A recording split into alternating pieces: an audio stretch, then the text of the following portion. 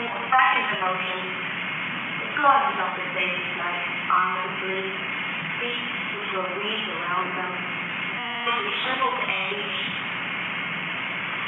as that one sky like collapses on the solitude that makes us once survive.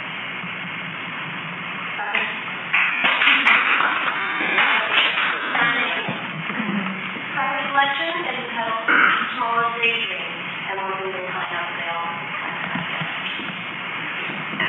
Day down on the brown faces go, warm and youthful anticipation, visions into small with a nice release of soul to her, and warm blood mixed with intense passion, and the pulsating heat from the sun who looks down on the two lovers, hold to cover his eyes, with a real likeness for their music. The reflection is entitled Light Peaceful. Blue opera produces black tornadoes, splashing the ivory whirlwind, musical notes like endless thoughts among the diamond-eyed children, and the look of the golden twin, the hanging on the neck and hands, lasting forever in the mind of each street. And the piece entitled Reminder of Morning Rose. Black kisses mark the forehead of the precious baby and elderly male that lie on his white silk sheet, resting on the back, grasping into place by wrapped feathers and blue-eyed candlelight. Bare limbless fingers that extend cold invitations and wrists that slit open for golden roses.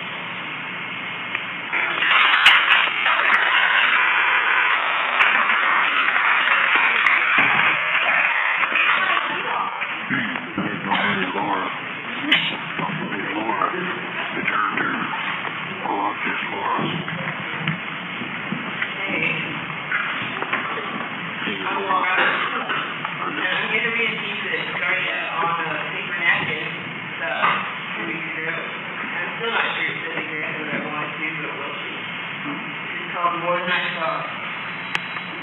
Presently she was with us. Carol calling by made-up names due to her idiosyncratic cruelty, heartlessly helping herself to our straight-laced ritual. We held our breath, juggling after her into a silent voice of perfectly reconstructed encounters. I saw the indistinct light on the horizon, and I knew the truth was suspended. On the other side of time, I waged a struggle against the darkness I could not embrace. Yet as a runner, I would steal through time and charm the networks from her uncovered head, and weave it through long strands of my hair, and catch the door when she lets it fall back, fill in and smooth over the breaches left by her reckless journeying. In ways I'll never discern, she's the sister to my mind. Still, I can see farther. And someday, tomorrow will roll back around to find I knew her all along.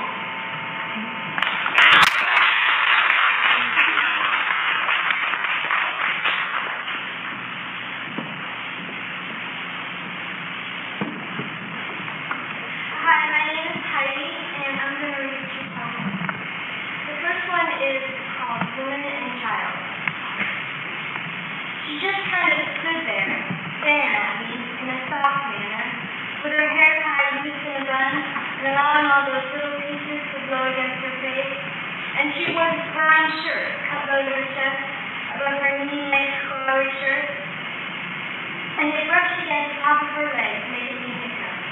She had no shoes on her feet, and the pavement had turned the tips of her toes a deep black.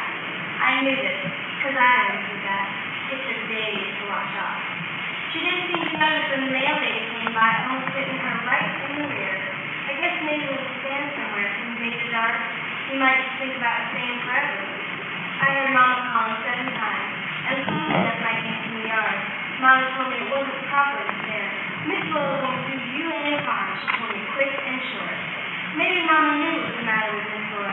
Miss Laura came to the end of her drive almost every day, smiling and waving at everyone, driving to work and back, but it was me that noticed between the cars passing.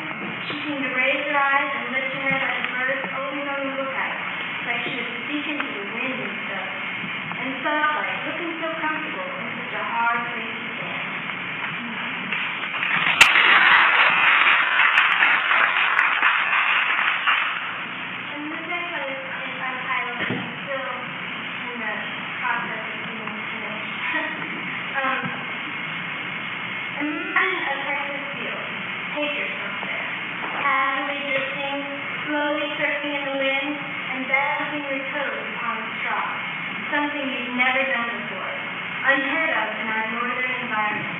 filling our minds with floats of creamy ice, bundled in our layers, allowing exposure in us to breathe, and whispering smoke in fresh air.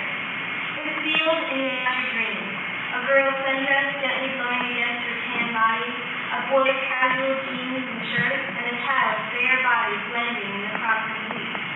The masterpiece of Southern families, strange to my fellow neighbors who drown themselves inside, against walls of metal furnaces, slowly defrosting from the ride home, and laying children's mittens on top of hallway heaters. Pretend the field is alive in you.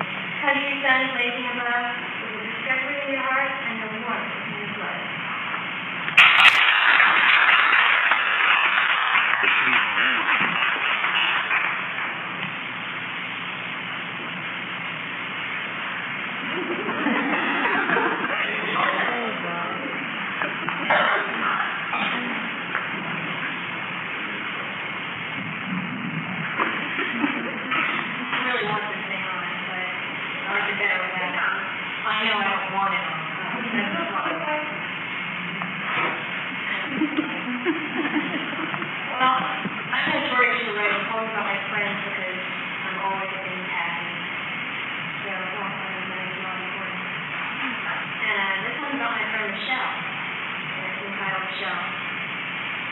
Solid fingertips, pen dipped into whiskey, anti-red lips screaming from the canvas of her face. The velvet of her mind drips from the gold-flaked frame to a tear-caked floor. Flowing under, over, through his everlasting smile. He floated out of the child, knowing. To be amazed by the glacier of her, hot with childhood, me, I search and search. The dusty grandma trunk behind my orbs of the gray leaves. Awake to find my aching arms are groping in my own face. And she said,